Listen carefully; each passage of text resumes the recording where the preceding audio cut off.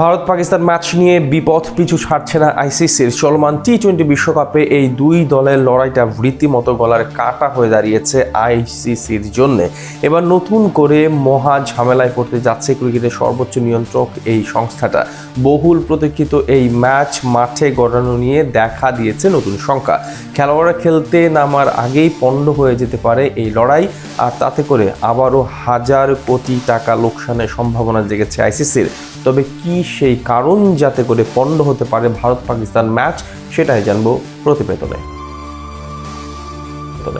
রাত পোহালেই মাঠে গড়ানোর কথা রয়েছে ক্রিকেট দুনিয়ার সবচেয়ে বড় মহারণের। শর্টার ফরম্যাটের লড়াইয়ে মাঠ মাতাবে দুই চিরপ্রতিদ্বন্দ্বী ভারত ও পাকিস্তান। তবে সেই ম্যাচ নিয়ে দেখা দিয়েছে নতুন এক শঙ্কা, আর তাতে করে আইসিসির কপালে রীতিমতো দুশ্চিন্তার ভাঁজ। এবার আর কোনো দেন দরবারের সুযোগটাও থাকছে না আইসিসির কাছে, বরং এবার হাজার কোটি টাকা লোকসানে মাথা নত করতে বাধ্য হবে ক্রিকেটের সর্বোচ্চ নিয়ন্ত্রক এই সংস্থা। ভারত পাকিস্তানের ম্যাচটাকে আইসিসির সোনার ডিম পাড়া হাঁস বললে ভুল হবার কথা না। আইসিসির বেশিরভাগ রাজস্ব আসে শুধুমাত্র এই একটি ম্যাচ থেকেই, কেননা এই একটি ম্যাচ চলাকালীন সময়ে কোটি কোটি দর্শকের চোখ একসঙ্গে টিভি স্ক্রিনের পর্দায় আটকে থাকে। গোটা ক্রিকেট বিশ্বে তৈরি হয় উৎসবের আবহ। এই হাই ভোল্টেজ লড়াই ঘিরে বিজ্ঞাপনের বাজারে যেন ঈদের চাঁদ উঠে, চারিদিকে শুধুই আলোর ঝলকানি। কিন্তু সেই উৎসবের আকাশেই এখন কালো মেঘের আনাগোনা। আনন্দের মঞ্চে যেন আচমকাই বিষাদের পর্দা নামতে চলেছে। প্রকৃতির খেয়াল খুশি এখন চারদিকের আলো নিভিয়ে দেওয়ার আভাস দিচ্ছে। আবহাওয়ার পূর্বাভাস বলছে ম্যাচের দিন বিকেল থেকেই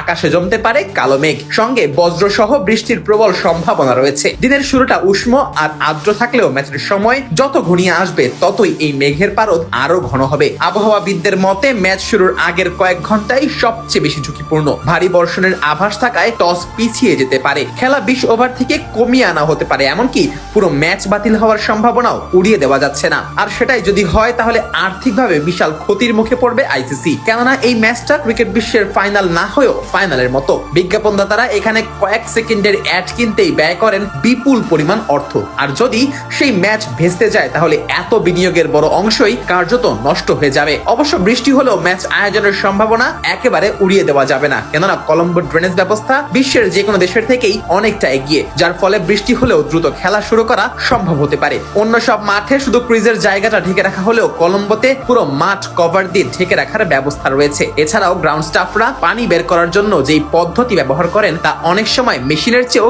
দ্রুত কাজ করে, তাই কিছুটা আশা করতেই পারে ভক্ত সমর্থকেরা।